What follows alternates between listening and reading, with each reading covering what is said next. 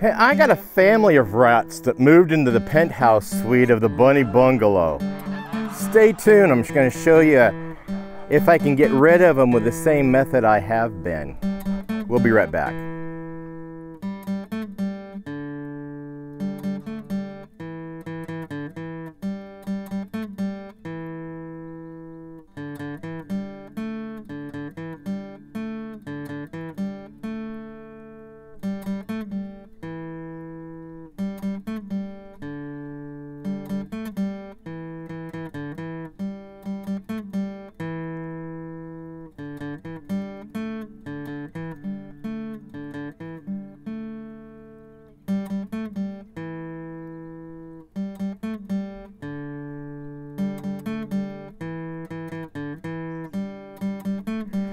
Hey folks, welcome back to Pine Meadows Hobby Farm. I'm your host, Jerry Hansen.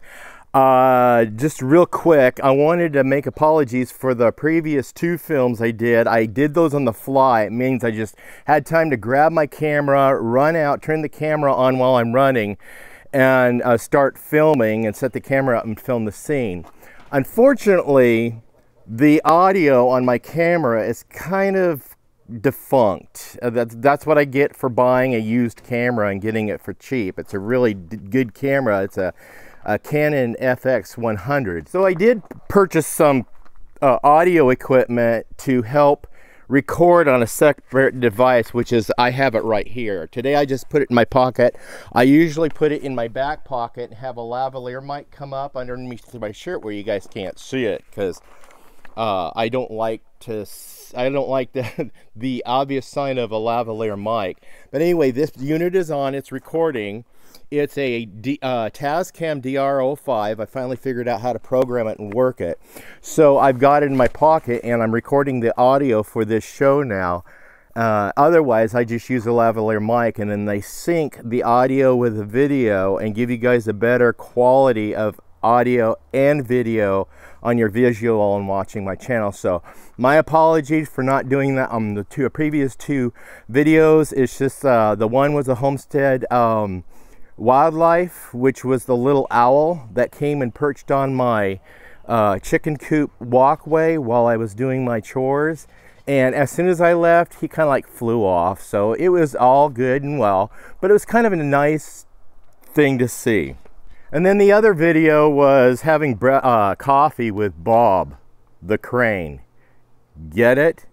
Those of you who are my age will know what I'm talking about. Anyway, he's a snowy egret and he frequents my pond in the mornings now because I do have fish in the pond. I stock my pond with some fish. And it's kind of nice to get up in the morning, have a cup of coffee, and watch Bob do his antics. I did a couple years ago have a visitor of a great blue heron, which is a great big old huge blue crane creature. Oh man, those things are majestic. So it's really cool to get wildlife visiting the homestead. But the one wildlife I do not appreciate making my homestead their home and doing their business all over the homestead, they stink. They do carry diseases. It's these rats. These are, I believe these are the Norwalk rats, which is they're an invasive species. They came on board ships. They climbed up the ship's ropes and got on board the ships, and the ships distributed them all over the world. Just taking, once they started doing export, taking things all over the world, including the rats. So they're an invasive species and we have to get rid of them. Unfortunately, honeybees are considered an invasive species, but honeybees are also considered a livestock. So what I'm doing with the Bungalow is I'm getting my formula of 4 tablespoons of baking soda, 4 tablespoons of cornbread mix. You could use cake mix, you can use plain flour, you can use just about anything that will attract a rat to eat it. And as long as they're ingesting that baking soda, that's what's gonna get them. So this is my attic, the penthouse suite in the Bungalow, if you will. And here's the rat activity.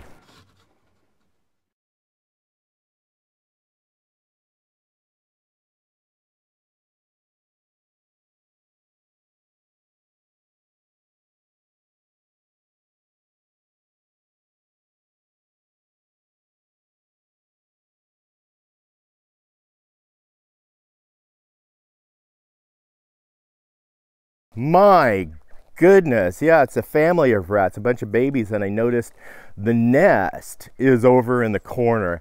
I kind of got a hint that there was rats out here when I was out here feeding the rabbits the other day, and I heard some noise up here in the eaves.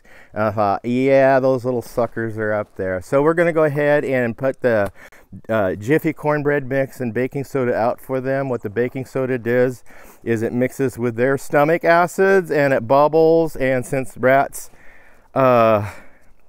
can't pass that gas readily, they will explode there internally. You won't see visually a rat explode.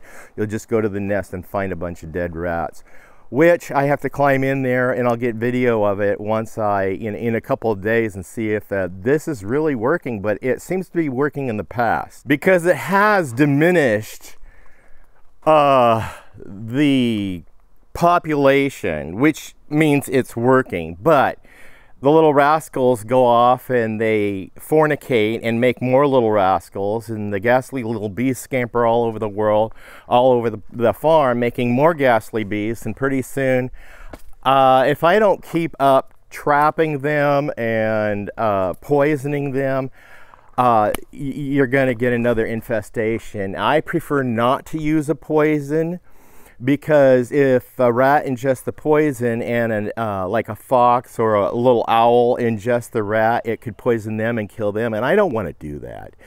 Using plaster of Paris, if my pets or livestock get into that, that could cause a problem too. Also using cement. Some people suggested cement. I did try plaster of Paris earlier, and I decided, no, I won't do that, because I really want to protect the beneficial creatures that help keep the rats and mice at bay, in check. Now I have this one trap. It's a squirrelator. Obviously the wire is too large to contain baby rats and mice, so they're eating all the seed that I put in there. Obviously I'm not getting any squirrel in here right now. I think I trapped and got rid of all the ground squirrels that were really dug up and made a mess around my homestead. So I placed those in the tractor barn because I do have a problem in the tractor barn. These are two areas where the cats can't get. We have 7 cats on the homestead, and they just can't get into the penthouse, and they can't get into the tractor barn. And so this is a safe environment for these creatures. So I'm going to make it unsafe for them by setting out these traps. I got this other trap. I live trapped a rat, and I set out my trail cams, and this is what we caught on the trail cams.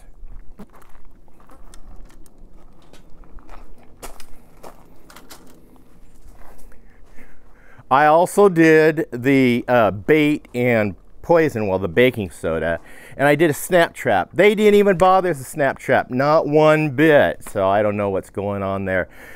Never had any luck with a snap trap. Did have some luck with the squirrel-elator trap.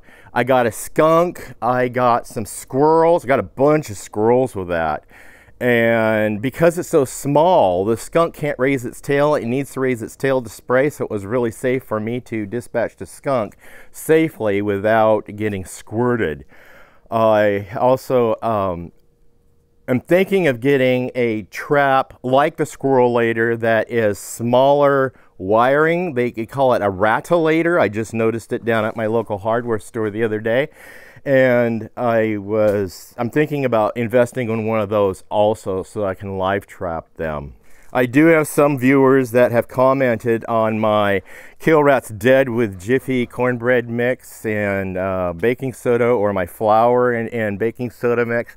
They don't want the animals to die. It's just like, that's well and fine. I mean, if you don't want the animals to die, I'll live trap them and send them to you. You can live with them. That's all I'm saying about that. Anyway, I'll do a follow-up on these in about a week. I think it takes a couple of days for that to actually cause them to bubble and get uncomfortable and explode.